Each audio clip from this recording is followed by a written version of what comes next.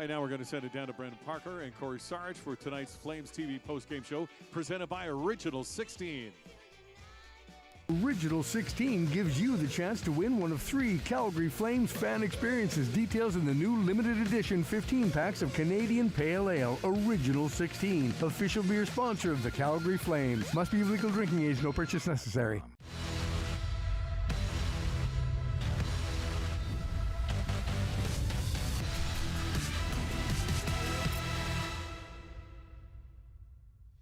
All right, welcome inside Flames TV Live, the post-game show brought to you by Original 16, fresh off another thriller here inside the Scotiabank Saddledome, and this Calgary Flames team continues to feel it right now, and both home and away.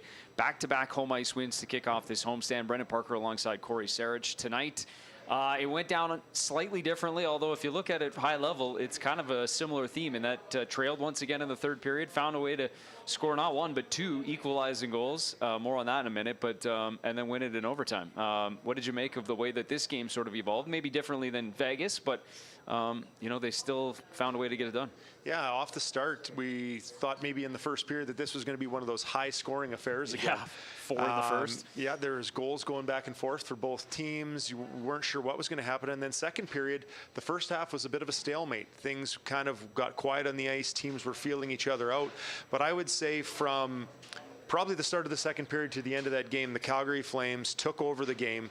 They imposed their will defensively. They were rock solid in the second period.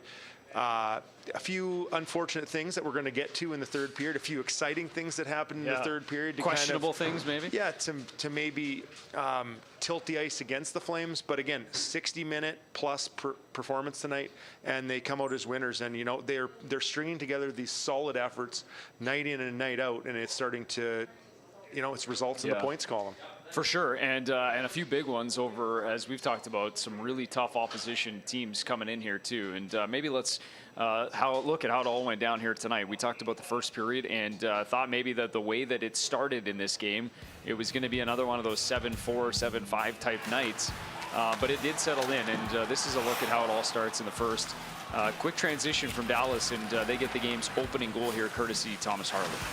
Yeah, this is really one of the only times tonight that the Calgary Flames didn't have a good high guy. They challenge down the ice. Coleman gets a shot, and then they're a little slow to react and get back, and they're a little disjointed on this. But puck comes right to Harley in the slot. He makes no mistake, and a little bit of a tough start there for Jacob Markstrom. Didn't really get to feel a lot of pucks with that one going in on him early.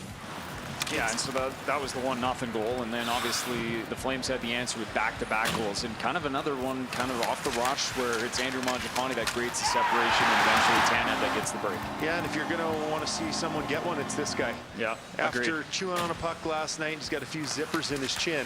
Yeah. He comes out tonight and gets it done at the other end, and it's his first of the year. Wiped the 0 off out of the goals column, and wasn't a pretty one, but they don't have to be. Doesn't matter. It's still 1-1, and kind of fed some momentum from there as well. And then this is the second D-man goal in that first period, and this one courtesy Noah Hanifin.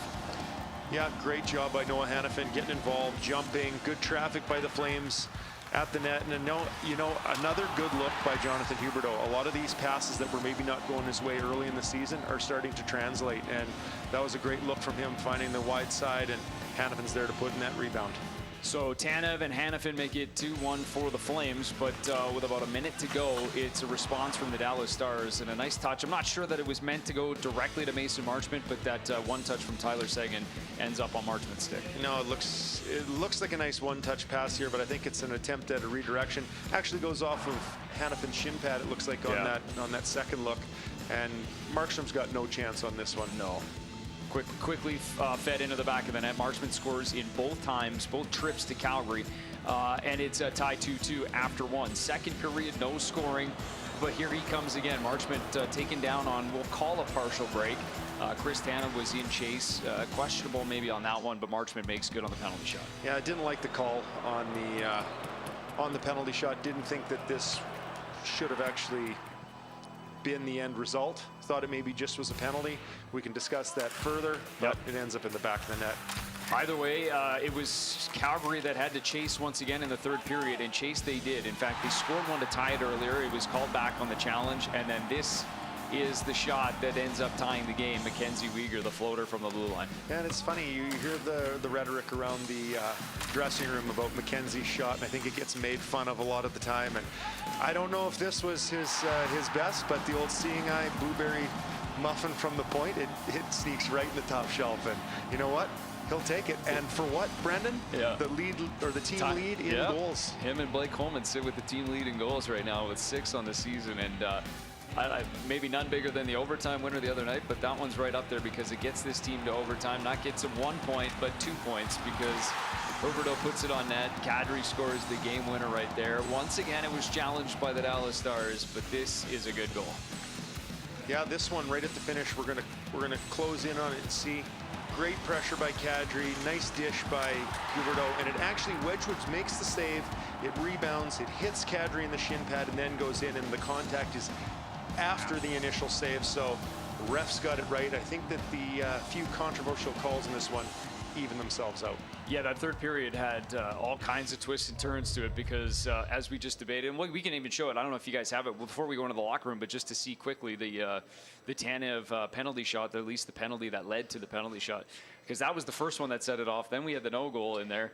And before we mention that or cut to that, let's also talk about just this lineup. When you look at the lineup card before you go in, you're not really looking at the D-men to score all the goals tonight, right? Yeah. And there was hordes and bunches from both teams. Yep. You look at all the firepower on the other side. Ben, Sagan. Yeah. You've got Matt Robertson, Duchesne. yeah. You look at the forwards for the Calgary Flames, but it's the D-men that steal the show again. Imagine that, BP. Yeah, you love a good defender. I do the love underdog story. 4 goals from the blue line, 3 of them from the Calgary Flames. Tanev, Hanifin, and Uyghur. Do we have time to get after that replay? Let's do it. Yeah, so you guys got it there. Let's take a look at that penalty then while we're talking about it and discussing it. So here's what leads to the penalty shot for Mason Marchment. It's Tanev giving chase, and you take it from here. Well, Marchment definitely has a leg up. He is going in clear cut from the blue line, but the back check is there, and it's Marchment that initiates the contact. He decides to slow up. He decides to lean into Tanev. Yeah, should be a 2-minute penalty. Tanev hooks legs here, make sure that he goes down, but he's not going to get a clear-cut chance. So it's him slowing down, it's him initiating contact. I think it's just a 2-minute penalty. Right. The gap was already closed. The back check should probably be rewarded there in some form or another. If he continues to skate and continues to try hard to separate, Tanev hauls him down by all means, but not when he slows up and initiates the contact. Right. Okay, so that's a pretty good reflection of the start of that. We'll get to the no goal in a minute, but let's hear first from the overtime hero tonight, Nazem Kadri. I thought it was a good goal from the start, but obviously, in the back of your mind, anything can happen. Obviously, they're going to kind of challenge it. It's a game-winning goal, but, I was pretty confident in it. Naz, what can you say just about the resilience? I think you've talked about it a lot, but it just continues to grow. Doesn't matter if it's the back end scoring or the guys up front kind of chipping in with time. It seems like this group is never phased by kind of the hand that's being dealt. That's right, and I think that's a bonding experience more than anything. I think that pulls a team closer together, and I think you're seeing that today. Guys are laying out, paying the price, doing whatever it takes, and that's a playoff quality to have. When you learn of a trade prior to a game as close to you coming to the rink as you did today, what does that do to this room? Yeah, it's a shitty business. That's just how it is. It's you get to know somebody there in your room every single day, and next thing you know, it's they're on a different team. So especially when it's a friend of yours, you get a little sensitive about it. But at the end of the day, they're going to be friends for a long time. But we got work to do, and obviously it was a big game against a good team. So it's nothing you can do but kind of move on. Did this group see that trade request or demand as a distraction in this room? I don't think so. I mean, it was a storyline for a little bit, but I mean, he's a quality person. Obviously, he wants what's best for his future, and I wish him all the best. And he's a great player that's gonna help that team. And it's nice we at least got some return. What will it be like Saturday?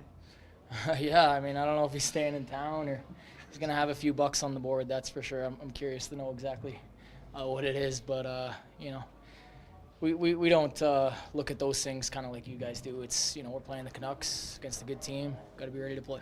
What can you say? You know him in Colorado too. What can you say about he as a human being and what he brought to this organization? Yeah, he's a good teammate. He's a guy that you can give it to and he gives it back. And those are always fun guys to have in the room because they don't take it too personal and they can take a chirp and give one out too. So again, it's a tough business having to, watch guys come and go on the drop of a hat. But, this is where I wish I was in the media business. No, you don't. You don't want that kind of You guys getting traded? Trade the paychecks. Yeah, I hear you. Go Leslie. Sorry, with him gone, then your defensemen go out and get 3 goals. There's clearly still a lot of talent on that blue line. but we've actually seen it before. But how much of those guys chipping in? How much is that part of the turnaround of this team? Huge. I mean, they're scoring goals, and those goals I feel like are the outcome of the goals obviously are the defense and scoring, but everybody's kind of on the same page, pulling on the same rope, and we like to get our D involved. I mean, that's part of the offense we have. We know we can score. We know we can get on the board, including those guys, and they got good skill, and that's what happens when you shoot the puck. That's 3 games against the same good team in Dallas in a month. What kind of progression have you seen from your group over the last 3 games against Dallas? Yeah, great teams. Not only them. I mean, we've had a string with some good performances and showed a lot of heart and come out with some points. More importantly, so obviously these are measuring sticks. Quarter way through the season. You're not going to make a huge deal of it, of course, but it's always good to see. Zary had a couple really nice moments on the roster. I'm sure you know the one I'm talking about in the first period. He goes like inside, outside. I don't even know what he did. Yeah. Do you just kind of shake your head when he does stuff like that? Because it's amazing to see. Well, I love the courage. I love the courage because that's what it takes to make plays in this league. You gotta be willing to try it, and if you make a mistake, you gotta be, obviously be more responsible, but willing to try it again. So that's what all great players do. They can flush their mistakes, and Sar's obviously got the skill off the rush. He's a good player, can make things happen. Okay, guys, we have Noah ready. All right, guys, thank you. Appreciate it. All right, so thoughts live from Nazem Kadri, the overtime hero, and obviously the undershadow of today's game, at least prior to it, was the fact that Nikita Zadorov was traded here prior to puck drop. He's sent off to Vancouver for a pair of draft picks, a 3rd and a 5th-round pick. But it's interesting that kind of started the night, and then here we are. It was the D that kind of took over the rest of the storyline here tonight, and maybe it's a little surprisingly, it came in the offensive form. What did you make of it? Well, we want to say surprisingly, but when we look at the numbers, the history tells us it's all of a sudden 13 goals in the last 14 games for the Calgary defense. Yep. So it's pretty impressive, and I think now actually 14 now maybe because Uyghur's goal. Yeah. And then we got to factor in a few more points. They were at 38 points at one point in this game tonight, so they might be at 39 or 40 for the month of November. Right. So I guess it is maybe a little surprising because we don't view this group as a incredibly offensive group, but there is the ability there. I mean, Anderson can shoot the puck. Hanifin skates. He has the ability to get up ice. Uyghur can kind of do both. That's, I think, where the bulk of it's been coming. But then you've actually had other people chipping in as well, like Chris Tanev tonight, who gets one. Surprised a little bit. Yeah. But now that it's becoming something common, I think maybe we have to just accept it. Give them their due. They're having a good season. Yeah, and tonight's one of those examples where even the goal, the first one that Tanev scores, Gilbert actually picks up the secondary assist, but it's Hanifin at the other side of the net that would have received the pass from Tanev. Has it ever happened where 3 D-men got the goal and 2 assists on a play before? Not very often. That's pretty tough math. It's a pretty tough combo. Yeah. Yeah. You got to have some. First, the penalty has to occur, and you got to have someone coming out of the box, I think. I know. Either way, they were all over it and active. This was the one play that stood out a little bit to us in the 3rd period too. How often do you see that too? Just not very often. You get to make 2 or 3 passes with your partner. Maybe when you're skating the other direction towards your net and you're trying to suck in the forecheck, but not usually up ice on your own forecheck. So nice to see. And again here, Noah Hanifin jumping in. Couple of we didn't. I don't know if we got to see it on that pack there, but he had a great shot that Michael Backlund ends up deflecting into the net for the almost tying goal that gets called back. Right. We were giving him praise for getting that shot past the shin pads, and Calgary Flames have done a nice job of getting more pucks in and low and keeping plays going rather than having those ones that are off of shin pads that are forecheck killers and that send you back to your own zone. So really nice body work by the Calgary defense. Yeah, well said. And Noah Hanifin could have had 2 assists. Instead, he finishes with the 1 helper.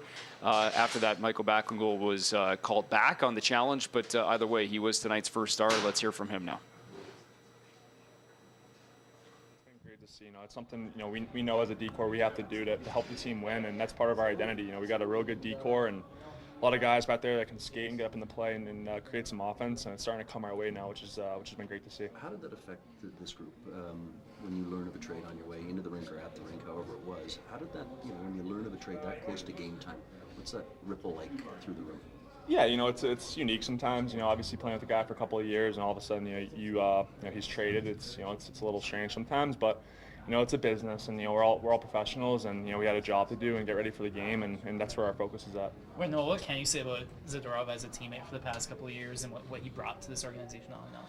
Yeah, I mean, he was it was great playing with him for a couple of years, and he's a great guy, and I wish him nothing but the best moving forward, and yeah, it'll be pretty funny playing against him on Saturday, but no, it's I wish him the best. How do you describe the resiliency of the way your group's playing of late?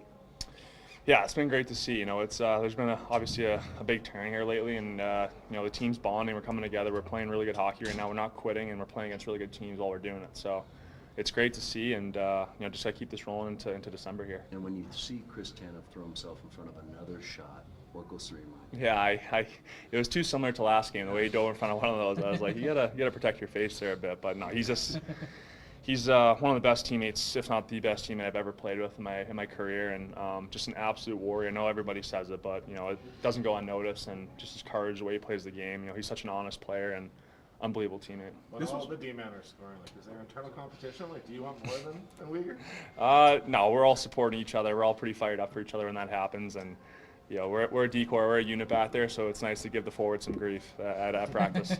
This was supposed to be a tough stretch for you guys, getting games against Dallas and Vegas, and over this last little while, you mentioned you guys are coming together and playing well. How much stock does this team put in their recent results in relation to their season? It's a confidence boost for sure. We knew where we were at, with the situation of losing those games, and we started to claw back, and we knew we had a big stretch of playing really good teams, good competition, and we need to elevate our game and rise to the occasion. I think we've done a great job of that, and it starts from the leadership, just getting us ready and prepared for each game, and it's been great, and it's something we just have to keep building on. Does it feel good just to be back to 500? Yeah, it does for sure. We had a few opportunities to get there, and we just came up a little bit short, and it's nice just to be back here, and it's still early, and we have a lot of room to go here, and we're heading in the right direction. This team's been on a good run, but you trade a regular obviously today and don't have anyone coming back to plug right in. What gives you optimism that this group can kind of cover over that hole on your blue line? Yeah, it's just sometimes things happen. Whether it's before a game or during a game, if a guy gets injured, guys just have to step up and play and support each other, and I thought we did a good job that time. Obviously, Ozzy, came in and stepped in on pretty late notice, and he had a great game for us, and that's what we need. When you get that goal wiped out with 5 minutes left, how do you avoid that deflating your group? Because you still have the chance. Obviously, you still have time left to tie it. Yeah, I think it's definitely frustrating, especially when it's that close end of the game and you get a little bounce back like that. But I think we were playing good hockey at that time of the game, and we just had to keep it going, stay with it, and fortunately, we got a good puck on net there and went in for us. So I thought that was good karma. Okay, thanks, Noah. Thanks, Noah. Thanks. All right, one of the things you heard Noah Hanifin talk about was his D partner, Chris Tanev, and this was the scene Monday night, and obviously everybody's stomach kind of dropped watching that replay, and he left the game, obviously didn't return, but tonight he's back in there, and what is he doing? Right back at it. That is not a replay. That is from this evening. Yeah, that's right. I actually mentioned and called him earlier the Dominic Hasek of shot blocking. He seems to be trying to use every single part. Right. It's a little unorthodox, and I don't ever remember being able to force myself to dive head first in front of a puck like he did last night. Mistakenly probably have done it a few times, but knowing I genuinely think he knew the spot in the game, the shot was coming, the only angle he had was to try to throw his upper body at that puck and to take it in the chin. That's selling out for your teammates. And remarkable. He's obviously pretty well revered for it in his dressing room. Yeah, no question about it. You've heard it yesterday and today, and then heard it again from Noah Hanifin here tonight after the game. So let's hear from him. Chris Tanev maybe happy to, he's got the 4 blocks on the score sheet, but happy to also to add the goal earlier in this game as well. And 1,500 for Chris tonight. There you go. Congratulations on that. Yeah. Not many people get excited about that, but I'm proud for you. Love it. Let's hear from Tanev now.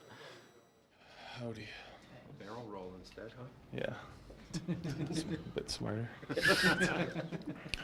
How's it feel to get a win against the Dallas Stars after such a weird day with the Zadorov trade and ending with that OT win? Yeah, I mean, it's a huge win for us to get back to 500, and as you said, it could have been easily a huge distraction. I mean, everyone's sort of coming that's when guys are coming to the rink and it happens. And but we did a really good job of sort of putting that aside and focusing on playing. How did you process it? Oh, I mean, I talked to Zias. I wished him good luck and all the best, and I was sort of at the rink already, and then it's time to prepare for the game.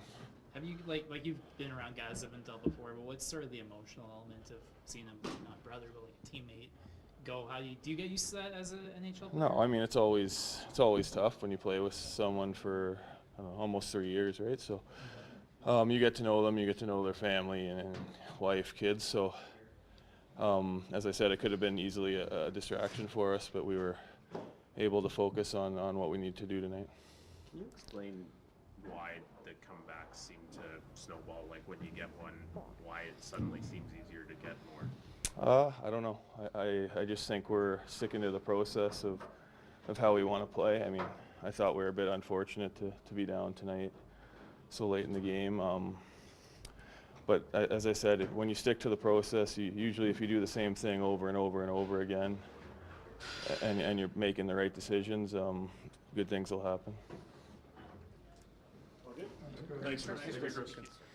That is the good thing that happened. And early in the game for Chris Tanev scored the first goal for the Flames. Noah Hanifin followed that up with 2 D goals in the first period. Mackenzie Weegar rounded it out in the third period and eventually got the game winner from Nazem Kadri. But a huge role from the back end here tonight. Yeah, and I got to agree with what Chris said there. I think that the Calgary Flames deserved more out of this game. They ended up having to work really hard to get those 2 points. Yeah. But I thought they carried the play, especially for the last 2 periods. And to limit your opponent to 6 shots in the last 2 periods, like, you're doing something right. For sure. And so they had the momentum. They just kept pressing. And as you and I watched that third period unfold, we barely saw the camera angle at the Flames' end of the ice, minus the penalty shot and a few other short chances down in the other end. So you know you're doing something right when you pin the other team in their own end. And you know what? They got a couple of bounces to go their way tonight. So nice to have a little bit of luck on your side. Yeah, works too. All right, let's hear from the coach, Ryan Huska, now standing by, head coach of the Calgary Flames following the 4-3 win. I guess, Ryan, off the top, Zadorov gets dealt in the afternoon. How did you find out, and how do you think you and the team processed that news? I found out from Connie when it happened, and I thought the team did a really good job. And I think it's just kind of a carryover of their ability to kind of deal with outside noise. Again, it's all part of it, and we have a lot of guys that have been around trades before, and they happen. Teammates that are good friends go to different places, but it's part of the business. Yeah. And on a night when you lose a regular defenseman back there, the rest of your defensive core continues to do what they've been doing. There's a little bit of irony there, but just what can you say about what you're seeing offensively from your blue line? I'd like to see them continue to score, I'll tell you that much. It's nice to see them generating. Chris, at times he's not a guy that typically we look to for offense, but they're up in the play a little bit more right now, and they're making good decisions with the puck. But even Dennis and Osterley for his first game back in a while, I thought he played similar to the way he played his first exhibition game here against Vancouver. So that was a positive thing for us that he went down and worked on some things that we've asked him to work on. Did a good job tonight. Nice to see that Chris is sort of avoiding putting himself in harm's way again. Yeah, he was smarter this time. He turned to go the other direction on that one. It just says so much about the guy. It really does. Like, he's an important person around our room, not just for his ability on the ice, but the quality and character of person that he is. Yeah. Momentum's such an important part of sports. Does it feel like you guys have it a little bit right now? Like, it feels like you're rolling. Yeah, I feel like we do have a little bit right now. I mean, we've played some good hockey over the last little while. The challenge now is making sure that continues. I mean, we have a tough game again coming up on Saturday night against a really good team. So we have to turn a page after tonight and get ourselves ready for Vancouver. You mentioned after Weegar's overtime goal that you got to the dressing room as quickly as possible. You didn't have that option? I came back. I didn't know what was going on. From when I first saw it, I didn't think there was going to be anything wrong with it, but I guess they have to make sure on everything. You talked about the group's resiliency this year. Obviously, sometimes goals that get wiped out on a challenge, they can deflate a team. You still had about 5 minutes left in the clock. What's the key to making sure that something like that doesn't take the wind out of the group's sails and you keep pushing through it? I don't know if there's a key to it. I just felt like tonight our bench felt like we're coming back to win tonight. It had that feeling all night. It really did. That when the penalty shot goal went in, there was no sag, nothing like that. So they felt tonight that they were going to win the game, and you can see it after situations where they gave something up. They came back with a good shift and found a way. Is there any way to develop that on the bench other than to just have come back in a few leading up to this? It gives you the confidence by being able to do that for sure. But again, we've talked a lot about it over the last little bit. The guys in the room are starting to take that over, and that's an important thing. So Michael and his group of guys have done a really good job there. So in that sense, Ryan, when you are trailing as a coach, are you just letting Backlund and the others communicate? Like, are you offering positive reinforcement behind the bench? Oh, no. There's still no up or down. There's still communication and push from the bench, players to players, coach to players. That's always there, no matter what situation you're in.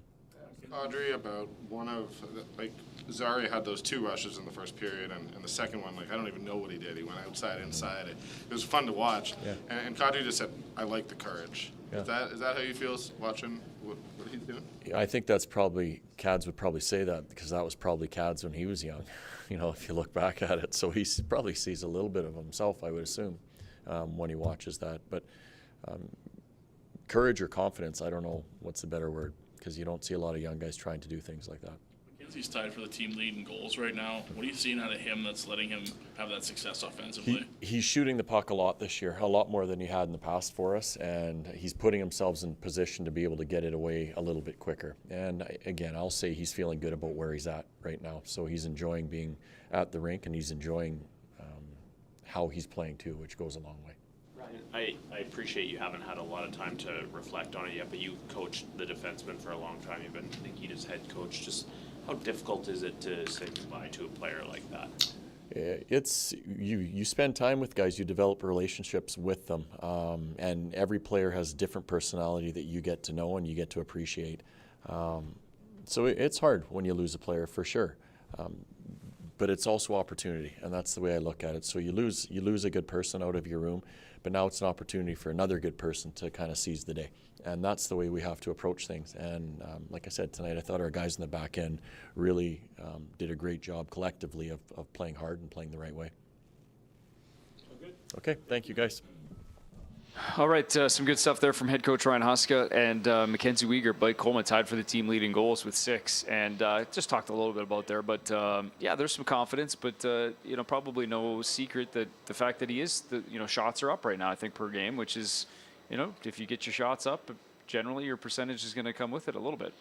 Yeah, and the Flames are generating pretty good quality shots too. Not everything's just from the outside. It looks a little different than the format from last year, where they were just trying to put them on from everywhere. So they're having some success. I thought that the power play tonight did a good job of generating some shots. There weren't a lot of power plays for the Calgary Flames, but they made a little dent in that regard. So you got to get pucks to the net. You got to have traffic. And I thought the Flames they won the battle in having the best chances around the net tonight. Two substantial wins. This homestand kicks off, one over Vegas and one over the Dallas Stars, and both come in overtime. What a start to the homestand it is. And next up, you got another good one coming in, and it's Vancouver. Added little layer with Nikita Zadorov playing his first game as a Canuck. Yeah, I think you'll be see a lot of people tuning in for that one. It should be exciting. I don't know. In the last game against Vancouver, they seemed a little bit out of gas, so we're probably going to get the Canucks at full throttle. And it's just another great test for the Calgary Flames. You want to answer the bell at home, and you want to keep this thing rolling, and I think this team will be up for the task. Totally agree. That nothing we've seen over the last couple of weeks would tell you otherwise. Tonight it was a 4-3.